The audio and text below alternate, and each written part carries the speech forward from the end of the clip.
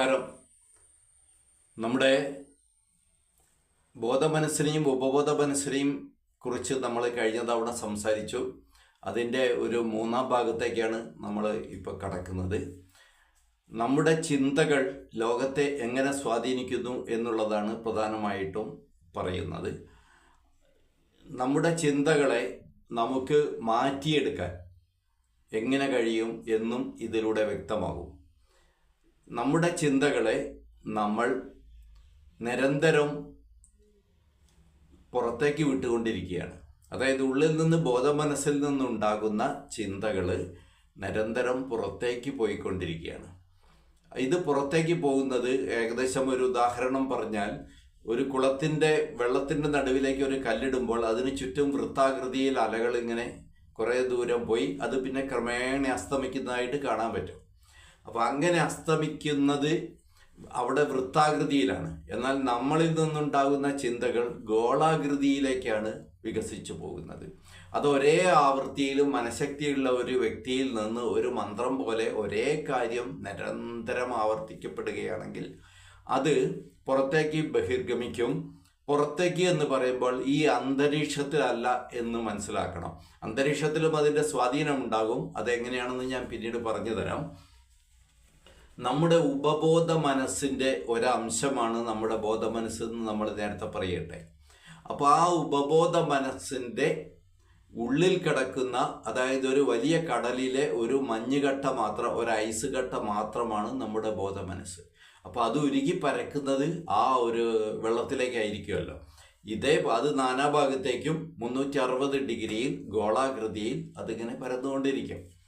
അപ്പോൾ അതേപോലെ തന്നെയാണ് നമ്മുടെ ഉള്ളിലുണ്ടാകുന്ന ചിന്തകളും പുറത്തേക്ക് ബഹിർഗമിക്കുന്നത്. പ്രധാനമായും ഈ ഉപബോധ മനസ്സിലേക്കാണ്.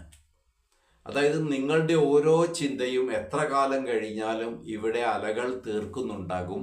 അത് നമുക്ക് കാണാൻ പറ്റിയ അലകൾ, ഒരു കല്ലിടുമ്പോൾ, നേരത്തെ പറഞ്ഞ ഉദാഹരണത്തിലേക്ക് തന്നെ വരാം. ഒരു കല്ലിടുമ്പോൾ അത് കുറച്ച് ദൂരം നമുക്ക് കാണാൻ പറ്റും.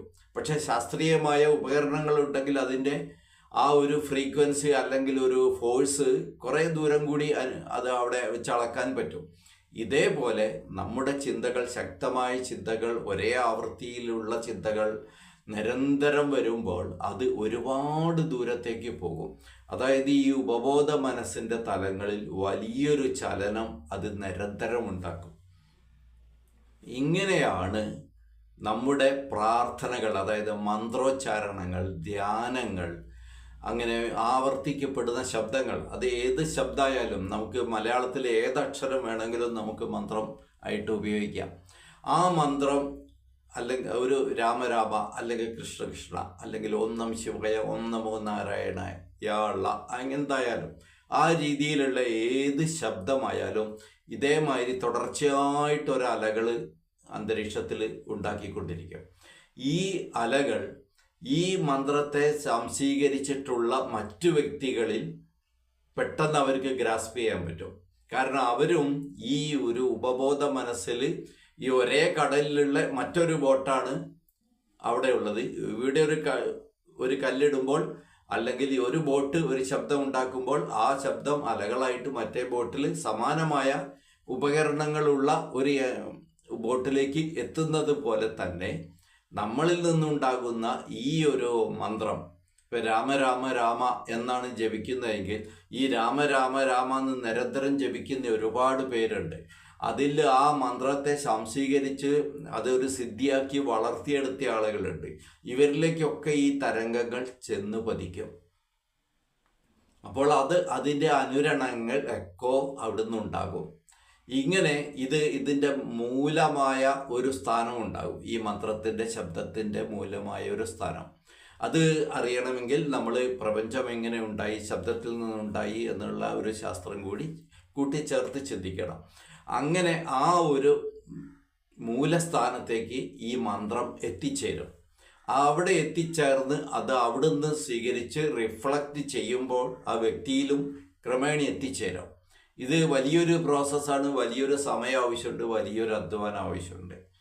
അതായത് നിരന്തരം ഒരു പ്രത്യേക ശബ്ദം ഉണ്ടാക്കിക്കഴിഞ്ഞാൽ, ഒരു ചിന്ത ഉണ്ടാക്കിക്കഴിഞ്ഞാൽ, ഒരു ചിന്താ തരംഗം ഇതിലേക്ക് നമ്മൾ ഉപബോധ മനസ്സിൻ്റെ തലത്തിലേക്ക് വിട്ടുകൊടുത്താൽ സമാനമായ ആവൃത്തി പുറപ്പെടുവിപ്പിക്കുന്ന പ്രപഞ്ചത്തിലെ മറ്റ് എല്ലാ ജീവജാലങ്ങളിലും എത്തിച്ചേരും. ഇങ്ങനെ സിദ്ധി വരുത്തിയവരെയാണ് നമ്മൾ ദേവന്മാർ എന്ന് പറയുന്നത്. അവരിലേക്ക് എത്തിച്ചേരുമ്പോൾ നമ്മുടെ വിളി, നമ്മുടെ ഈ ഒരു ഉത്ഭവ കേന്ദ്രം, ഈ ശബ്ദത്തിൻ്റെ അല്ലെങ്കിൽ ഈ പ്രകമ്പനത്തിൻ്റെ ഉത്ഭവ കേന്ദ്രം അവരറിയും. അങ്ങനെ അവരറിയുമ്പോഴാണ് നമുക്ക് ആ ഒരു ദേവൻ്റെ ദൃഷ്ടി, അനുഗ്രഹം, കാരുണ്യം, കടാക്ഷം എന്നെല്ലാം പറയുന്ന അവസ്ഥ നമ്മളിൽ ഉണ്ടാകുന്നത്. അപ്പോൾ അവരിൽ നിന്ന് അത് റിഫ്ലക്റ്റ് ചെയ്യുമ്പോൾ അവർക്ക് കിട്ടിയ കഴിവ് കൂടി ഉപയോഗിച്ചുകൊണ്ട് നമ്മളിലേക്ക് അത് തിരിച്ചയക്കുമ്പോൾ ആ ഒരു ശബ്ദ തരംഗം നമ്മുടെ ബോധമനസ്സിൽ ചില മാറ്റങ്ങൾ ഉണ്ടാക്കും. പ്രധാനമായും ആ മാറ്റം ഉണ്ടാകുന്നത് ഈ ഉപബോധ തലത്തെക്കുറിച്ചുള്ള ഒരറിവ് നമ്മളിലേക്ക് കയറും. നേരത്തെ പറഞ്ഞ 5%, 95% എന്നുള്ള ആ ഒരു പ്രൊപ്പോർഷൻ, റേഷ്യോ മാറി വരും. ആ 5% 10% വികസിക്കും. അതായത് ഉപബോധ മനസ്സിൻ്റെ 5% ഭാഗം കൂടി നമ്മളിലെ ബോധമനസ്സുമായിട്ട് കണക്റ്റ് ആവും, അല്ലെങ്കിൽ ബോധമനസ്സായിട്ട് അത് രൂപാന്തരപ്പെടും. ഇങ്ങനെ വികസിക്കുമ്പോഴാണ് നമുക്ക് ആ ഒരു മേഖലയിലുള്ള അറിവ് കൂടി നമ്മളിലേക്ക് വരുന്നത്. അതായത് 3% തലച്ചോറുണർന്ന ഒരു വ്യക്തിയിൽ നിന്ന് 5% തലച്ചോറുണർന്ന വ്യക്തിയാകുമ്പോഴേക്കും അറിവിൻ്റെ വ്യാപ്തിയാണ് നമ്മളിൽ കൂടുന്നത്. ഈ പ്രപഞ്ചത്തിൽ നമുക്കറിയാവുന്നതും അറിയാത്തതുമായ എല്ലാ അറിവുകളും ഈ 100% തലച്ചോറിനും നമ്മുടെ കോശങ്ങൾക്ക്, ന്യൂറോൺസിന് ഉൾക്കൊള്ളാൻ കഴിയുന്ന കാര്യങ്ങൾ തന്നെയാണ്. അതായത് എല്ലാവരെയും ഒരേപോലെ സൃഷ്ടിച്ചിരിക്കുന്നു എന്നർത്ഥം. അതായത് നമ്മൾ എത്രമാത്രം നമ്മുടെ ന്യൂറോൺസിനെ ഉണർത്തിയിട്ടുണ്ടോ അതിനനുസരിച്ചുള്ള അറിവും കഴിവും ചിന്താ മേഖലയും നമ്മുടെ സ്വന്തമാകും. അത് എത്രമാത്രം വിപുലീകരിക്കപ്പെടുന്നുവോ അത്രമാത്രം നമ്മുടെ പ്രവർത്തന മേഖലയും വിപുലീകരിക്കപ്പെടും. വിപുലീകരിക്കപ്പെടുക എന്ന് പറയുമ്പോൾ അതോടൊപ്പം നമ്മളൊരു ധർമ്മത്തിൻ്റെ മേഖലയിലേക്ക് വികസിക്കുകയും ചെയ്യുന്നുണ്ട്. അങ്ങനെ ഒരു വലിയ ഒരു പ്രപഞ്ചമെന്ന വലിയ കടലായ ഒരു ഉപബോധ മനസ്സിൻ്റെ കടൽ, അതിനുള്ളിലുള്ള അതിൻ്റെ തന്നെ രൂപാന്തരങ്ങളാണ് നമ്മുടെ ബോധമനസ്സ്, നമ്മുടെ ഈ കണ്ണ്, പഞ്ചേന്ദ്രിയങ്ങൾ, നമ്മുടെ ശരീരം, ഈ കാണുന്ന ഭൂമി, സൗരയൂഥം എല്ലാം അതിൻ്റെ ഒരു വളരെ ചെറിയ ഒരംശം മാത്രമാണ്. ഇതിനെയാണ് നമ്മൾ ഈ ഉപബോധ മനസ്സ് എങ്ങനെ ഉണ്ടായി എന്നുള്ളതാണ് മറ്റൊരു പ്രധാന വിഷയമായിട്ട് നമുക്കിനി പഠിക്കാനുള്ളത്. അതുമായിട്ട് അടുത്ത എപ്പിസോഡിൽ വരാം. ഈ കാര്യങ്ങളിൽ നിങ്ങളുടെ അഭിപ്രായങ്ങൾ, മനസ്സിലാവാത്ത ഭാഗങ്ങൾ, സംശയമുള്ള ഭാഗങ്ങളെല്ലാം ചോദിക്കുകയാണെങ്കിൽ എനിക്കറിയാവുന്ന വിധത്തിൽ പറഞ്ഞു തരാം. ഇതിൽ മിക്കവയും എൻ്റെ ധ്യാന നിഗമനങ്ങളാണ്. എൻ്റെ ഗുരു ആയിട്ട് ഞാൻ ചോദിച്ചിട്ട് എനിക്ക് ഉത്തരം കിട്ടിയിട്ടുള്ള കാര്യങ്ങളാണ്. ഇനി അത്തരമൊരു സിദ്ധിവിശേഷത്തിലേക്ക് നിങ്ങൾക്കും ഉയരണമെങ്കിലും നിങ്ങൾക്ക് എന്നെ സമീപിക്കാം. തുറന്ന മനസ്സോടെ ഏത് കാര്യവും അറിയിക്കുന്നത് സന്തോഷമേ ഉള്ളൂ. നമസ്കാരം.